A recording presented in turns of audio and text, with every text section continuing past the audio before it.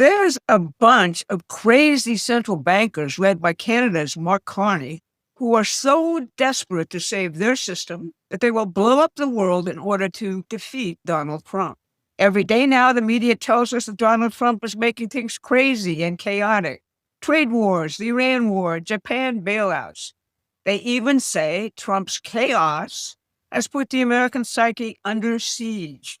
But notice the one war they never talk about, the one between Ukraine and now Canada, the UK, and the EU against Russia, the one that can blow up the entire human race in an angry push of a button. Russia is issuing a stark warning to Britain.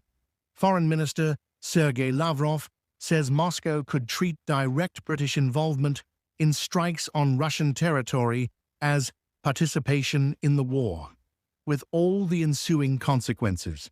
If you pull that thread, everything else that is happening comes into a clearer view.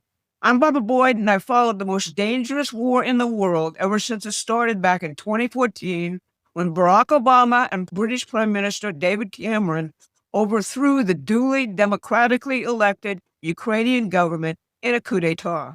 Today, we'll first look at why Russia just declared the British to be combatants in this war.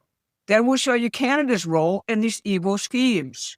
Finally, we'll show you how the chaos narrative is a nasty foreign propaganda operation aimed at getting you to stay home or vote wrong in the midterms. The new UK Prime Minister Andy Burnham was in Ukraine Monday.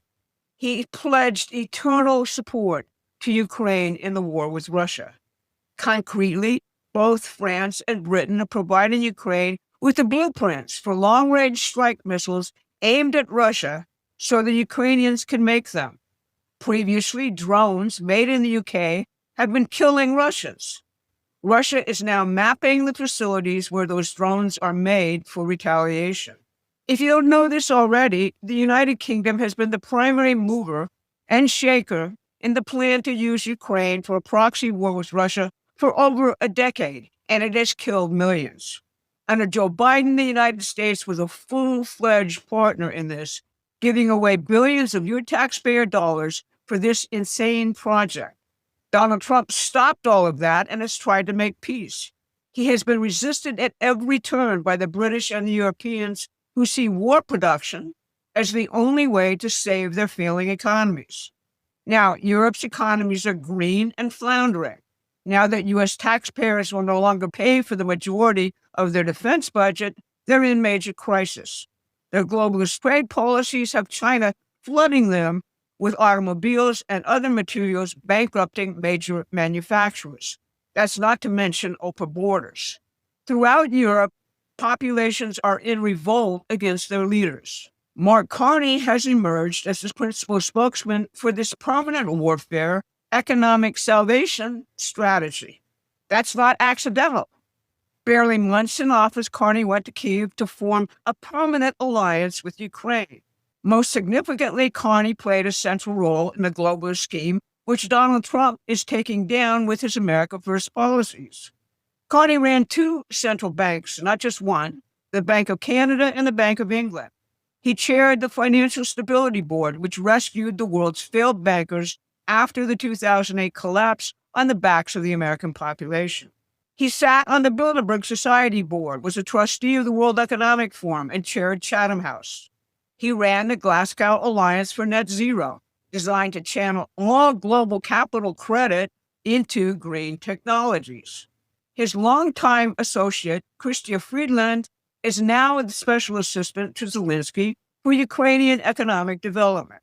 She is also on the board of directors of the George Soros Open Society Foundation.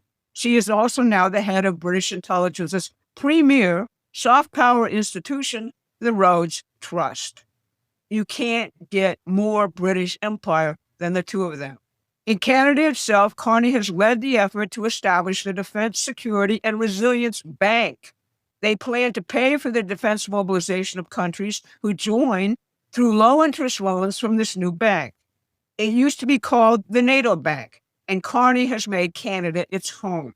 Since European populations balk at being blown up in a war with Russia, The idea is to run funding for European and other defense mobilizations against Russia through this bank without involving European or other citizens. The United States, of course, is not invited. If you want to find out more about the real strategic picture, subscribe to our free newsletter at PrometheanAction.com. Now, Carney was a very busy man this past week. He initiated a trade war with the United States. He declared that Canada would engage in talks with the EU in September to, quote, strengthen both its trade and security relationship. And he declared new plans for Canada playing the major role in what Europe calls the defense of the Arctic against Russia. All of these were announced as hostile actions against the United States. The trade talks? U.S. Trade Representative Jameson Greer made clear that Canada blew up the talks. You speak I French, do speak Jameson? French. I do. So I really you don't value care whether French. they change some of the language up there, whether they make it. No, I mean that was a funny fake story, and I don't think that I speak French too. My kids speak French. One of my kids was born in Paris, so I like the Quebecois, and I like that they speak French. What we don't like is a situation where Canada, the federal government, forces American tech companies to take their earnings and give a percentage to their competitors in Canada. Carney even invented a fake story that a U.S. demand requiring Quebec to abandon its French language requirements for packaging caused the talks to collapse. Greer said that story was totally fake. Here's Carney talking about the new and deep relationship Canada will have with the EU. Just listen to his snark. This fall, we will begin intense discussions with the European Union, the world's second largest economy, to build a much stronger and deeper economic and security partnership. Now, we can build such unparalleled access because we're trusted, because we're reliable, and because we have what the world wants. Which brings us to the Arctic. In August of 2025, President Putin and President Trump held talks in Anchorage, Alaska, about the war in Ukraine and future U.S.-Russian cooperation. Among the items discussed was development of the Arctic's vast mineral resources and its transportation corridors for the world's goods. That included the long-planned Bering Strait tunnel joining the U.S. and Russia at Alaska. This sent the London and Brussels European elite and their allies here into a rug-chewing fit. Carney became the man of the hour. In March of 2026, he announced that Canada would launch a major program to, quote, defend the Arctic. Again, absent the United States. Just now, he announced that Canada is building 6 new icebreakers for that defense. We haven't even talked about the fact that the U.S. Golden Dome missile defense for the entire Western Hemisphere requires Canadian and Greenland territory to operate. In May of 2026, Mark Carney met with various Democratic officials and Barack Obama in Canada to make plans for the midterms. Here's the resulting state of mind of just one of the attendees, Senator Chris Coons of Delaware. I would say we are no longer the leaders of the free world. In fact, if anything, Volodymyr Zelensky is the primary national leader who is putting his country's men and women on the line for freedom, and we need to earn our place back as leader of the free world in the future. As you might have figured out by now, Carney and his Democrat fellow travelers like Chris Coons are quite crazy. Zelensky is the leader of the free world? Come on, man. Their plans and attacks on the president have no real basis in reality. The reality is that Russia is winning the war in Ukraine, and if Ukraine collapses or Trump secures the peace before that, their whole gamble on global world government blows up. The Iran war will not continue to impact gas and oil prices indefinitely. That's because the U.S. now controls the Strait of Hormuz. Scott Bessent's new announced Iran sanctions will dry up many facets of the offshore, unregulated criminal economy from which the City of London has historically profited. Here's Bessent.